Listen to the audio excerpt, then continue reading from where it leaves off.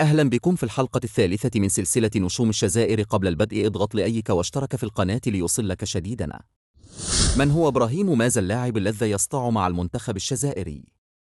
ولد إبراهيم مازا في مدينة برلين الألمانية عام 2005 من أم فيتنامية وأب جزائري. وقد كبر إبراهيم وترعرع في المانيا، وكان يحب كرة القدم كثيرا، فكان يتدرب مع والده كل مساء في البيت، وكان يغضب كثيرا عندما يكون والده مشغولا ولا يستطيع اللعب معه، حتى قرر والده أن يدخله إلى أكاديمية هيرتا برلين الألمانية لكرة القدم، وهنا بدأت مسيرته الكروية، ففرض نفسه بلعبه الذكي وأسلوبه الهادئ. وهنا لاحظ المدربين أسلوبه الفريد، وكان أمام إبراهيم اختيارين: إما أن يلعب لمنتخب النية الذي كان قد لعب له في الفئات السنية، أو أن يلعب لمنتخب الجزائر. ولكن في لحظة حاسمة إبراهيم اختار الجزائر من قلبه، وانضم إلى المنتخب الجزائري سنة 2023، وتعاقد أيضا مع نادي باير ليفركوزن الألماني. وهنا سكن مازا قلب الجزائريين، لأنه قد يكون اللاعب الذي كان تحتشه الجزائر منذ سنوات.